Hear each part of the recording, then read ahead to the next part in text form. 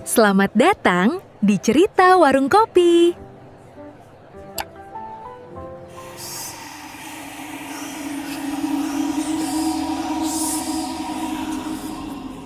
Roda kehidupan terus berputar. Santi, wanita yang dulu disia-siakan, kini berdiri tegak dengan segala kemewahan yang ia punya. Hah? Santi? Santi? Itu kamu kan sayang? Santi, kamu cantik sekali sayang. Aku merindukanmu Santi. Aris yang kini compang-camping terkejut melihat Santi yang sekarang. Wajah Aris sangat syok dan dia ingin menemui Santi. Namun saat ia ingin menghampiri Santi, tiba-tiba ada sosok pria tampan yang menghampiri Santi. Hah? Siapa pria itu? Siapa pria beruntung yang sudah mendapatkan Santi? Santi sayang, kamu pantas mendapatkan semua ini. Kamu pantas bahagia. Lihat dirimu Aris, sudah seperti sampah. Santi semakin bahagia, sedangkan aku semakin membusuk di trotoar ini. Ya Tuhan, aku sangat menyesal. Dulu aku buang berlian demi sampah seperti Maya. Sekarang aku yang menjadi sampahnya. Harusnya aku tidak mengkhianati Santi. Harusnya aku tidak sejahat itu. Di sudut gelap yang tak tersentuh cahaya, Aris hanya bisa terpaku melihat wanita yang dulu ia hianati kini telah melangkah jauh meninggalkan dirinya yang telah hancur. Dengan sisa tenaga yang ada, Aris menyeret langkahnya menuju rumah Maya, berharap Maya akan berubah pikiran dan menerima ia kembali. Namun, Aris sangat terkejut. Setibanya di rumah Maya, Aris melihat Maya bersama lelaki lain. Aduh sayang, kamu perhatian banget sih. Jadi makin sayang deh sama kamu. Apa sih yang gak buat kamu sayang? Apapun yang kamu mau, tinggal tunjuk saja. Daddy akan memberikannya cantik. Janji ya. Pokoknya aku gak mau hidup susah. Aku pengen beli barang-barang mewah. Aku pengen jalan-jalan ke luar negeri. Kamu mau kan memenuhinya? Iya sayang, nanti aku penuhin ya. Tapi kalau istri tua kamu tahu gimana dong? Enggak, dia nggak bakalan tahu. Tenang aja. Kalau dia tahu, kamu usir dia ya. Janji ya sayang ya. Maya, jadi ini alasannya kamu buang aku Maya. Kamu memilih menjadi simpanan orang tua itu demi harta. Dasar, kau memang benar wanita sampah Maya. Tak sudi aku melihatmu. Betapa bodohnya aku dulu memujamu seperti ini. Betapa bodohnya aku dulu mau sama manusia sepertimu Maya. Santi, maafkan aku sayang. Santi. Cahaya dari rumah itu terasa membakar matanya. Aris sadar tidak ada tempat pulang baginya. Dunia yang dia bangun dengan kebohongan kini runtuh dan menguburnya hidup-hidup. Aku sudah tidak punya siapa-siapa lagi. Maya itu iblis. Dia benar-benar iblis. Dulu aku membuang Santi yang begitu tulus demi wanita yang menjual harga dirinya begini. Bodoh sekali aku. Aku benar-benar laki-laki yang paling bodoh. Santi, maafkan aku sayang. Aku kualat sama kamu San. Sekarang aku gak punya siapa-siapa lagi.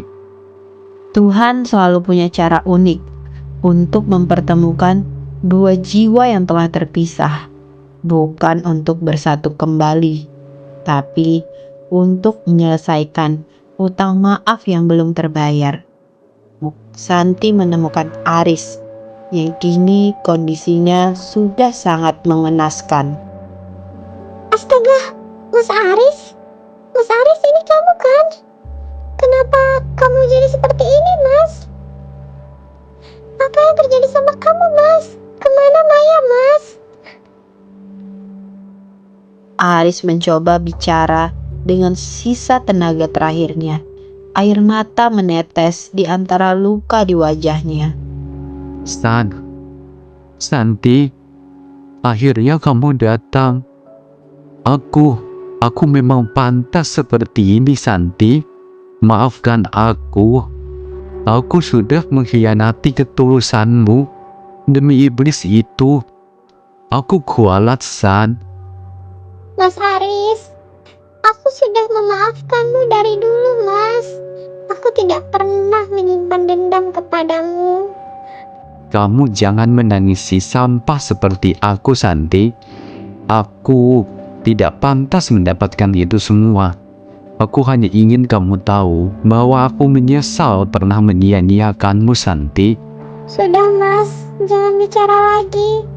Bertahanlah, aku akan segera membawamu ke rumah sakit, Mas.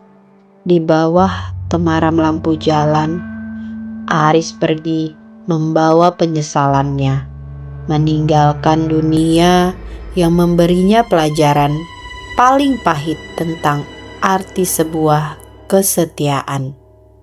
Kini Aris sudah menabur apa yang dia tuai selama ini.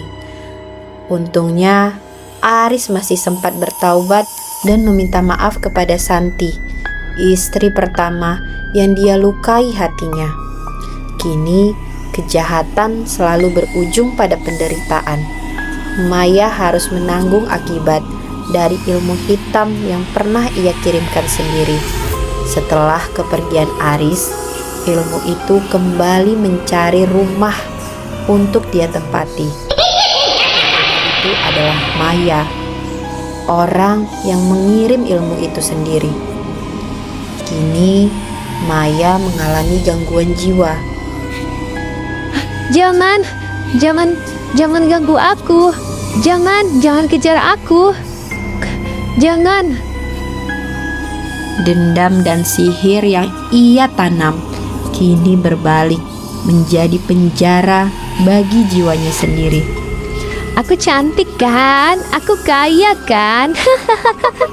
Lihat dong, mas aku banyak sekali. Aku kaya, aku cantik. Kini ia hidup dalam kegilaan, menanggung luka fisik yang tak kunjung sembuh. Hal ini menjadi peringatan bagi siapapun yang ingin bermain dengan api. Santi, ampuni aku. Santi, jangan kirim bayangan hitam itu lagi. Santi, ampun.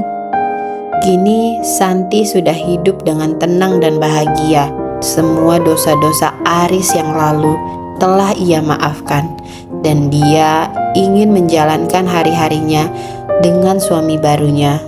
Kini Santi dan suami barunya sering datang ke makam Aris untuk mendoakan Aris. Seakan doa-doa itu menjadi jalan untuk menghapus dosa-dosa Aris kepada Santi. Akhirnya sampai di sini juga perjalananmu, Mas Aris. Aku tepati janji-janjiku untuk datang dan memaafkanmu. Kamu hebat, sayang. Masih mau datang. Meski dia dulu sudah sangat jahat kepadamu. Iya, Mas. Aku cuma ingin menutup buku ini.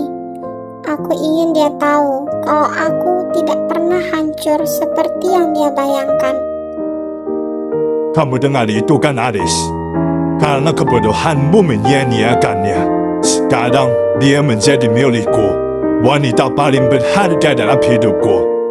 Terima kasih ya, Mas. Kamu membuktikan bahwa laki-laki setia itu ternyata masih ada. Sama-sama, sayang. Ya sudah, Ayo kita pulang. Anak-anak sudah menunggu kita di rumah. Minggu depan kita kesini lagi ya. Dari kisah ini kita belajar bahwa perselingkuhan hanya akan menghancurkan hidupmu. Jadi, untuk kalian yang saat ini sudah punya segalanya, jangan pernah mencoba untuk mencari tahu hal baru. Karena hal baru itu terkadang akan membawa kehancuran untuk kehidupanmu.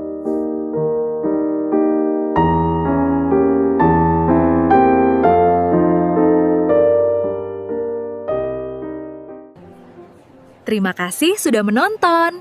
Tunggu cerita selanjutnya.